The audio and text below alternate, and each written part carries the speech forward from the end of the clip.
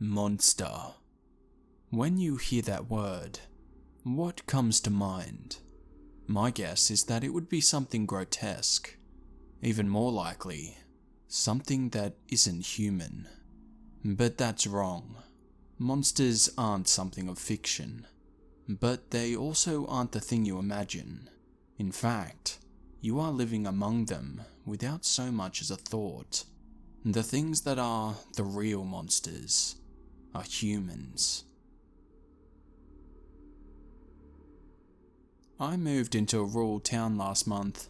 My mother and father had both gotten into a car accident, and I needed to get away from all the memories of town. But that's besides the point. I had just gotten settled down into my small house when I decided to go say hi to my new neighbours. It was a rural town, so there weren't very many people, about 300 or so, and I figured I might as well get acquainted with a few of them. I stepped outside, and for the first time, realised the horrible, rancid smell. It appeared to be coming from the garage that the people next door owned, and as I got closer, it grew stronger. I persevered, covering my nose the best I could, and approached the door, knocking on it, and quickly uncovering my nose, trying to breathe through only my mouth. A little old lady answered the door, and I forced a smile, still trying to ignore the odour. "Hello, I'm your new neighbour." I held out my hand for her to shake, and she took it. I suppressed a shudder. Her hand felt leathery and calloused. "Hello, dear. My name is Ophelia. It's nice to have new neighbours. There hasn't been anyone in that house for a long time." Her thin lips stretched into a saggy smile, and I winced, seeing what little teeth she had left. "I just wanted to ask you why your garage smells so strange. Did you need help cleaning anything out of it? I'd be happy to offer my services." "I would love that, you handsome young man. I could use some muscle. There's a dead raccoon in there, and it's stuck behind a shelf that I can't move. How about tomorrow afternoon? I'll make you some lunch, and you can get the raccoon out of my garage." I nodded, and exchanged a few more words with her before leaving, nauseous, but glad I was going to be able to get rid of the smell the next day. I walked over to her house and found her sitting on her porch in a wicker rocking chair. She gestured to the other seat and offered me a glass of lemonade, which I thought was weird, considering I hadn't even started working, but I accepted the drink. She talked with me for a bit, and I began feeling a little tired. I figured it was just the day's heat and stood up. "I'm going to go get that raccoon out for you now, miss." I pulled out a pair of rubber gloves from my pocket and unfolded the plastic trash bag. She also stood up and pulled a pair of keys out of her pocket. She then ushered me down the porch steps before following after me, her step a slow, frail hobble. As she unlocked the door for me, I grew dizzy. It wasn't until then that I realised something was wrong. She opened the door for me, and I was about to open my mouth to speak, when I felt a weak shove from behind and fell to the ground inside of the garage with a sickening thud. The door was slammed behind me, and I scrambled as best as I could to open it, but she had already locked it. It was only a matter of moments before I passed out. It wasn't even enough time for my eyes to adjust, and I'm almost glad they didn't. When I opened my eyes next, I was being moved. My eyes were bleary, and my senses low, but once I felt the zip ties closing around my wrists, I remembered what had happened before I passed out. I felt someone's breath on my neck as the zip ties were still being tightened, and in self-defense I swung my head back as hard as I could, feeling the back of my skull make contact with someone's face, hearing a loud crack and a yelp. Whoever it was let me go, giving me time to scramble away. My hands were tied tight, enough that if I wanted to get them out, I'd have to severely injure my wrists. I looked at my captor in shock. It was Ophelia. Her hands over her bleeding broken nose, her eyes full of malice and a scowling frown. It wasn't until then that I took the time to look around. There were bodies everywhere. Some were hung from meat hooks that dangled off the ceiling, while others carelessly lay on the ground.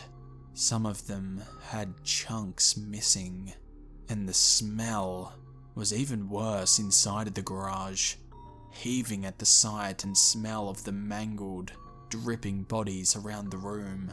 Othelia was on her feet now, and advancing on me with a large meat cleaver, and I knew if I didn't act, I would soon be strung up like the others. I managed to get up without using my hands, and backed up against the wall, trying not to slip on the streaks of still wet blood, or fall over any of the scattered limbs and torsos. As she approached, I kicked her hard in the stomach, causing her to fall backwards, and she hit her head on the concrete floor, hard, knocking her out. The meat cleaver in her hands clattered to the ground. I ran over to the door and began throwing my entire body weight against it, hurting my shoulder in the process, but finally breaking it open. Once I was free from that hell, I ran as fast as I could to the next house over, screaming for someone to call the police on my way there. The neighbour must have heard, because once I reached her door, she was outside, the phone in her hand, talking to the police. I told her what happened.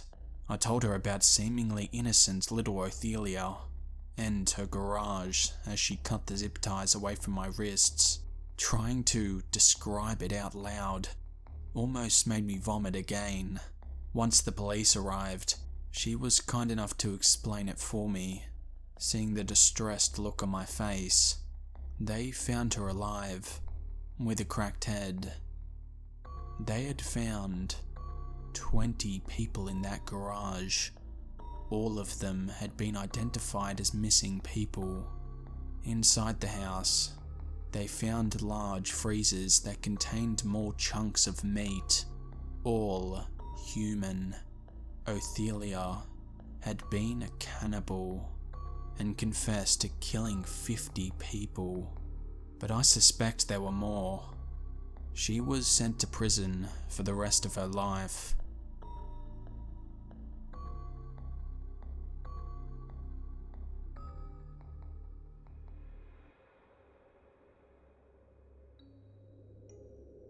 When I was younger, my parents were always busy.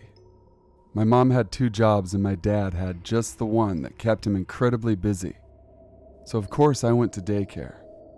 I really did love it, and so did all the other kids. The daycare guy's name was Darren, and he was really good with kids. He made you feel special. Just by looking at him, you knew he was a kind person. And if you squinted, you could mistake him for Santa Claus. It was the best daycare in the area, and there wasn't much competition. My favorite part of daycare by far was the s'mores. Every other night we would sit around the fire and eat s'mores. I remember specifically that we would put sprinkles on our s'mores, which seems weird but was great. Sometimes Darren would tell scary stories, but they were never too scary, seeing as it was a daycare. Everybody enjoyed them.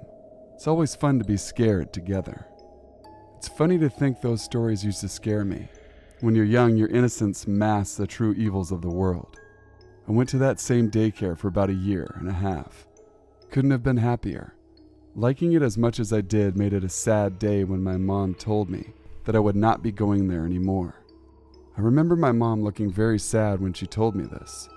Not sad like she missed her favorite show, not sad like she had a bad day, but deeply depressed. When I asked why, she just told me that Darren was moving. She never went out as much after that. She never was as happy in general after that.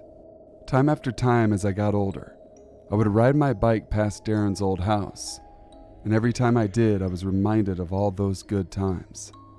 More time passed, and when I turned 18, I moved out of my house. I visited home quite often, and liked to reminisce about my childhood.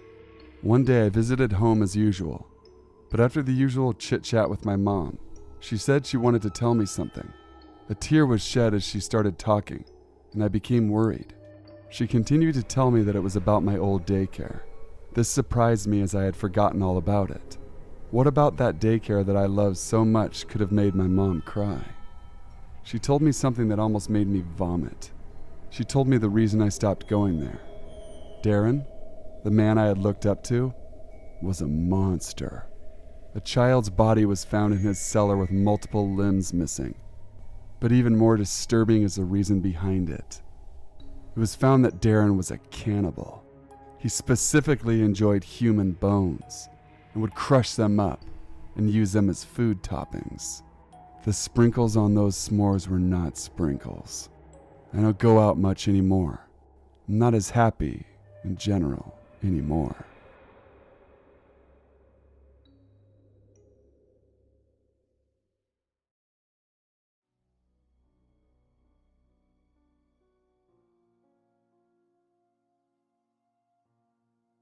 This story takes place in the forest behind my house. It was an average sunny Saturday, and I decided to go for a stroll down some of the old fire trails behind my house. This was majorly out of character for me. Usually, I would be glued to my computer screen over the weekends, binging Netflix and CSGO with my trusty bag of potato chips. But luckily, there had been a storm last night which took out one of the power lines and severed our internet connection.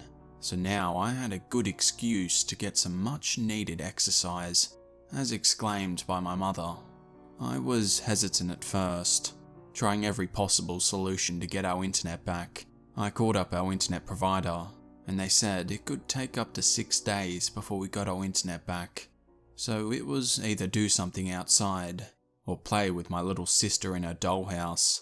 So yeah, the great outdoors it was. I stormed out my back door and into the thick green forest. Despite my unenthusiastic attitude for walking, I did eventually start enjoying myself. Mildly. It was a long fire trail that stopped at a stream. I had fun jumping over rocks and skipping stones, so this is where I spent most of my time over the next 6 days. It was a good hour-and-a-half walk to the stream, depending on how fast I walked, and I never went further than the stream, since there were no clear indicators that any trails were past the stream, and since navigation isn't my strong suit, I wasn't looking to get lost. Something I should mention, not once did I see any signs of life while walking on the fire trail. No people, no birds. Hell, besides the stream, the entire forest seemed eerily quiet. On the 4th day, I got to the stream at about noon. At first, it seemed like another ordinary day, until I noticed a bunch of different sized pots and pans lying on the far side of the stream, directly across from me, seemingly by themselves for no reason whatsoever. I then thought, well, maybe someone is washing them, but why would they come all the way down to this stream to do their washing, unless they lived out here? I found that hard to believe, considering how isolated it was. But either way, whoever they belonged to, I'm sure they were bound to come back and finish the job, so I moved further up the stream. The rest of the day went without incident. On the 6th day, however, I had a feeling of dread while approaching the stream. As I got to the stream, this feeling of dread intensified. There was just something odd about those rust-covered pots and pans that put me at unease, which led me to again move further up the stream from where I saw the pots and pans. I didn't want to run the risk of an awkward encounter with some hillbilly living in the middle of nowhere. Well, maybe less awkward, and more like the plot of a horror movie. I went considerably far up the stream this time. I figured it was the last day until our internet came back, and I wanted to see what was further up the stream. After walking for 10 or so minutes, I eventually ended up spotting the rest of the fire trail, continuing on the other side of the stream. So it appeared at first. I decided I'd follow it for another 10 or so minutes, then head home. As I went deeper and deeper through the fire trail, it started to get considerably narrow, and it soon became clear to me that this was not the rest of the fire trail. I went to turn back when I caught a glimpse of something from the corner of my eye. A building of some sort. What the hell is a building doing all the way out here? Maybe it was one of those outposts that firemen use. I quickly dismissed that thought as I got closer to it. It appeared to be some sort of cabin. My next thought was, perhaps it belonged to whoever was washing those pots and pans a few days earlier. As I was scoping out the cabin, I felt a cool breeze hit my skin. I then heard what appeared to be a gentle clackling sound from something above me. As I looked up, I saw what was making the clackling sound. What it appeared to be was bones tied together with string, creating what I can only describe as a makeshift wind chime. This freaked me the hell out, and I stood there watching for any movement from the cabin. It, like the forest, was dead silent. There was also a wooden chair out the front of the cabin. Sitting on the chair was what looked to be binoculars and rope sitting atop a couple magazines that were also placed on top of the chair. Again, I heard the clackle of the wind chime, and my heart started beating like crazy. I knew I needed to get the hell out of here. I turned around and sprinted in the direction I'd come from. To my dismay, I ended up tripping and falling over, badly hurting my leg. My clumsiness probably due to all the adrenaline that had just been pumped into me. Despite being in pain, I jolted up and continued running. I quickly found the stream and followed it down towards the fire trail. Once I found the trail, I sprinted on it for as long as my legs allowed me to, which was probably only 10 minutes. Once I felt like my legs were going to give out, I stopped to catch my breath, feeling safer now that I had made some distance between me and the cabin. I checked my phone to see if I had any bars of reception. As I was doing this, I caught movement in my peripheral vision. I kept my head down, not wanting to draw attention to the fact I'd seen whoever this was who was watching me. My mind was racing, and as I lowered my phone, ready to take off down the trail, that's when I saw it. Under the leaves, barely visible on the trail due to the noticeable rust which camouflaged it amongst the dirt. A bear trap. A goddamn bear trap. That's when I turned my attention to the movement I'd seen earlier. There, behind a tree, stood a man of average height, filthy dark curly hair, holding some sort of sharp object, along with a dirty rag and a small rucksack. He was looking at the bear trap, almost as intently as he was looking at me, as if he was just waiting for the moment I stood on it, and the jaws slammed into my flesh. His eyes were wide open, and I swear I saw him licking his lips. Finally, my legs kicked into gear, and I flew over the bear trap and ran as fast as I could, back along the trail towards my house. Luckily, to my knowledge, he didn't appear to have followed me. I made it home in a quarter of the time it would take me to get to the stream. I bursted through my door huffing and puffing.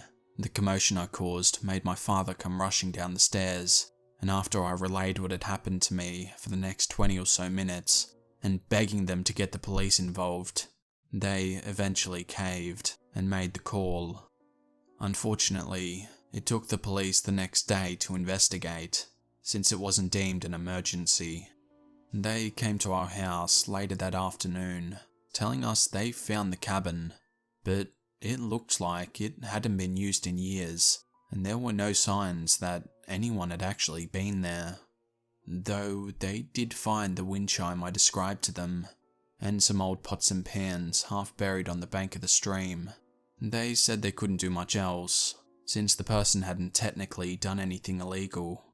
However, a couple weeks went by, and they ended up returning to our house with some follow-up questions.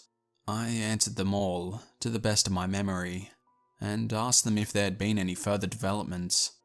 Their faces turned white as they told me, after running the bones of the wind chime through forensics, they discovered that the bones from the wind chime were human, and that numerous human follicles and flesh fragments were found on the base of the cooking pans found near the stream.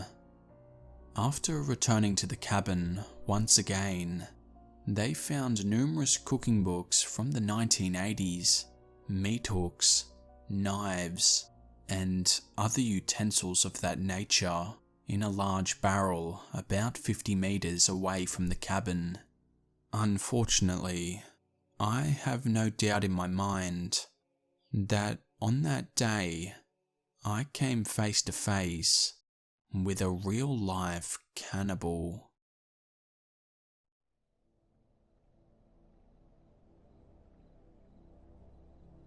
I haven't always lived in backwoods Georgia. I was born and raised in Austin, then moved to Georgia with my father and stepmom when I turned 18. This story takes place in the marshland of Savannah. My dad is a huge outdoors freak. He was an Eagle Scout as a boy, and for as long as I can remember, he has taught me how to fish, swim, and generally handle the wilds. One June day, we decided to go crabbing. We loaded up on bait and drove off. Our usual spot was a pond near a reserve. Today, though, my dad wanted to try a new spot. It was a small river against which edged a park. I felt the place would be too disturbed to go crabbing, but lo and behold, on our first cast out we caught a crab. These things were fearless.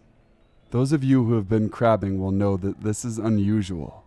If those biters even see the shadow of a net, they scuttle off. These crabs didn't. I had my toes snapped at more times than I can count.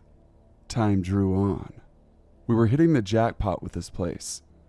Already we had a dozen huge crabs in the bucket. But something felt off. That little sense I had told me to toss the crabs back, to leave that place, and that crabbing there was wrong. I voiced my concerns to my father, who flat out refused to leave. We'd never been so lucky at the pond, so we stayed until dusk, then left with our catch. I was somewhat proud of a monster I had caught with my hands, a whopping 8-inch, 2-pound beast of a crab. It fearlessly snapped at my hands and arms the whole time I dealt with it. Once home, we cooked and shelled the things, scooped out the meat and prepared it. My stepmom made crab cakes, which we would serve the next day during a barbecue. This was at my request. I had a feeling those cakes were not meant to be touched, much the same way I felt about Taco Bell's breakfast burrito when my uncle brought over one day for me to enjoy. This proved to be true. That burrito made me violently ill. Anyway, shortly before my dad is due to return home from work the next day, I get a call from him. He's hysterical, screaming about those damn crab cakes. I asked him to calm down and enunciate. Watch the news and don't eat a fucking cake. Vomit it up if you have to. God, please tell me you haven't. Has anyone? I went to the fridge and the cakes were untouched. I told him so and he sighed with relief. Told me to turn on the local news and watch. Then he hangs up the phone. I turn on the news to see a breaking story. A car had been pulled from the river that morning. It was mere yards from where we crabbed. A body was inside. The crabs hadn't gotten fat on fish. We didn't throw the cakes away. We buried them deep and said a prayer.